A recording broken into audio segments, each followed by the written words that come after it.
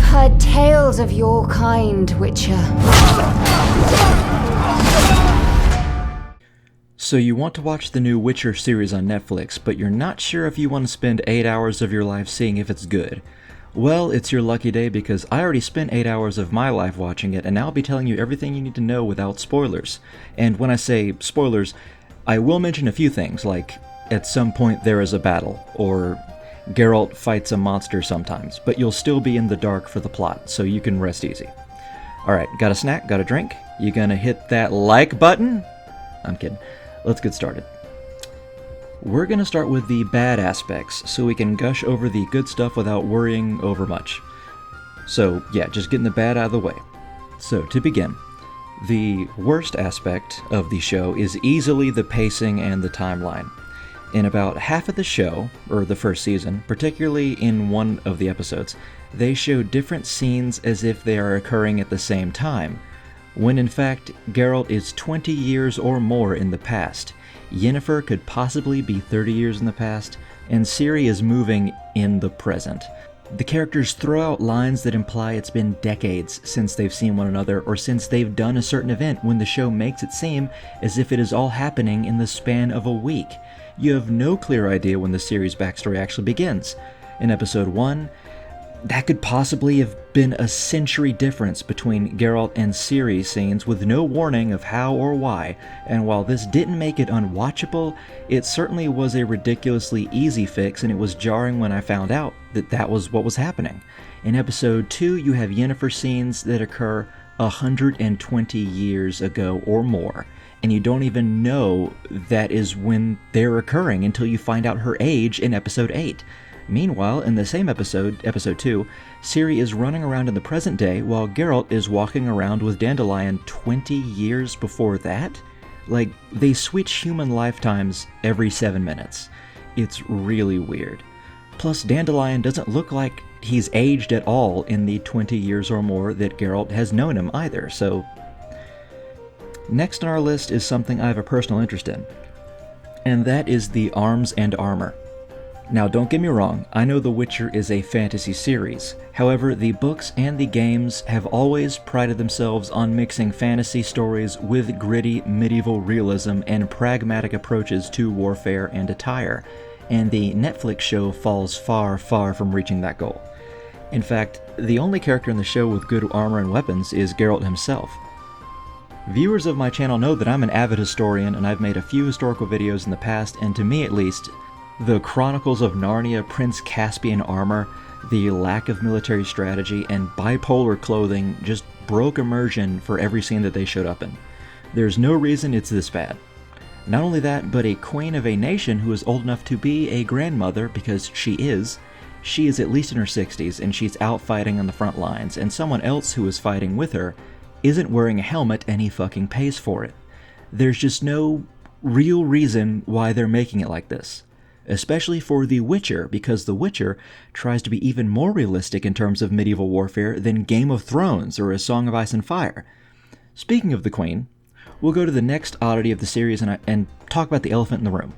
The elephant being that there is a very on-the-nose progressive agenda in the series. Now, I'm not saying I'm not progressive. Generally, I wouldn't care. And in fact, some of it is really warranted, or is easily warranted.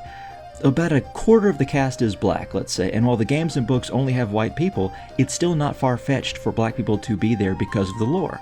The lore being that when the conjunction of the spheres occurred and monsters poured into the world, the humans showed up as well, and it's a heavy implication that these humans came from Earth. Who lives on Earth with white people? Black people. So it's actually understandable there's a semi-large part of the cast being black. That's fine. However, the problematic progressive stuff is purposefully casting people who don't look anything like their characters from the books or video games in order to be progressive. Triss Merigold is a prime example. They also did my bro Foltest wrong. Foltest being the king of Temeria. They put him in the correct place of the story, but the actor who betrays him portray him as a lazy drunkard who humped his sister. The real Foltest was a badass military tactician who, granted, also humped his sister and half the women in his kingdom. I'll give you a small example of how badass Foltest is. Sire, you said we were out of range. That was a ballista, Excellency. Its arms strengthened with bronze plates and strung with horsehair. It can propel heavy bolts up to a mile away. A deadly and very costly weapon. An experienced crew can cock and release 2 bolts each minute. Yet it has one flaw. Your Grace, please take cover. The recoil of the arms is so strong upon firing that the weapon shifts. It simply cannot hit the same spot twice. I had no idea Your Grace was a learned military engineer. I'm not. I gave the Baroness those ballistae 2 years ago for her birthday. What do they call you, soldier? Wait. You served with me at Brenner during our foray into the Pontar Valley. Norman Sador. Still an arbalist? Yes, sir. Fight has not been kind to me. Ha! Norman Sador. For your years of faithful service to the Crown, I appoint you Decurion of the Arbalists. Onwards, gentlemen. No reason to dawdle. Okay, now that, and let's go back to the progressive stuff. By that I mean, with the gender, there is room to speak on gender, but they choose the worst characters and places to use them for. For example, the Queen Calanthe is shown to be the unreputed ruler of Sintra. Her husband is hardly ever called the king. In fact, he's mostly just called her husband. He follows her every word, as does her entire nation, and she even sits on the throne instead of him. And then she has the weird urge to say, if I was king, I wouldn't need to deal with such and such, or I wouldn't need to deal with this bullshit, or this is a man's world, when she clearly holds all of the power, status, and rule in her entire kingdom. Her husband is a puppet and a lackey, and she still has to talk about how she is a second-class citizen somehow. It just makes no sense.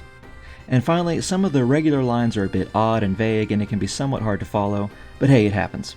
And of course, I could delve into how Anya Chultra doesn't look as much like Yennefer as other actresses would, or even Henry Cavill as Geralt. But honestly, I'm okay with these casting choices. I might think this Yennefer is slightly worse than the normal one, but Anya does an incredible job, and if there is any Yennefer fault, it's with the writing, not her acting. Okay, I'm glad that's over. Now we can get to the good stuff, because I'm going to start about the stuff that I like. And Jesus, where to start? I honestly need to say I love the series. If I didn't, I wouldn't have binged all of it in the course of 36 hours. Easily the best part of the series is Geralt hunting monsters. The show has an entire overarching plot, and they try to remain close, at least story-wise, to the books, but easily my favorite parts are Geralt fighting men and monsters. Here I'm going to show you a small, out-of-context snippet or two.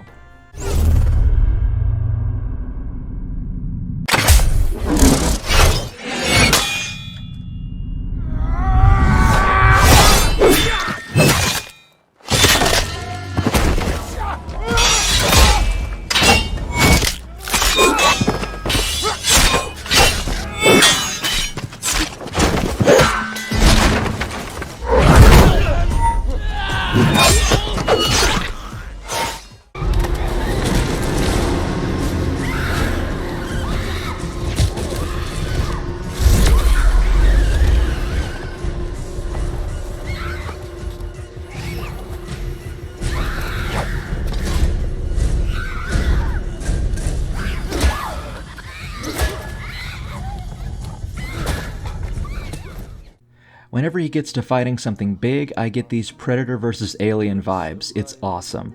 He moves fluidly, the blade work isn't historical, but it doesn't need to be because he isn't a fucking human. He was trained differently and he sees the world differently, and it works perfectly.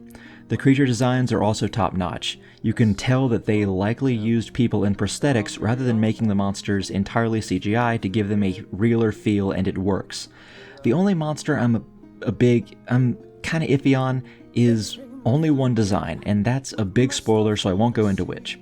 The dwarves are also generally shown well too. The elves are a maybe, but the dwarves are pretty good, particularly a dwarf group Geralt meets midway through the season.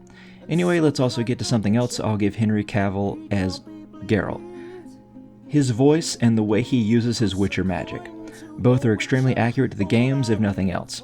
His magic is a far cry better than the sorceress magic or sorcerer magic that we see, which the show is very iffy on letting us know what the real rules are, how we should perceive it other than it costs a price to use and it's made of chaos, and well, let's just say the magic is like the arms and armor, mostly showy with little substance, except for how Geralt uses it. It's also clear the writers did their homework on the series, at least when it comes to different bits of lore and information. I do recall Geralt speaking to an aging knight about dragons and giving off information on them that is very accurate to the series at large. There's so many nods to the games and books, and again, the story of the show follows the books closely in narrative, even if it deviates with landscape and tone and in many other smaller ways, and it doesn't look much like how one would picture it. But still, it follows the narrative perfectly. And now we get to the music that is done exceptionally well, being Slavic in nature just like we would want. That and the humor are two of my favorite parts. There's plenty of tongue-in-cheek moments that mix very well with the gritty and grim nature of the series we all know and love. All in all, I give it a 7.5 out of 10. Very good and worth a watch, though there are some obvious problems they could have fixed if they didn't want to release it so soon, and I hope they work on Season 2 a little bit longer than they did on Season 1. Hope you enjoyed the review. If you did, liking and commenting would go a long way for me. Have a great day, guys.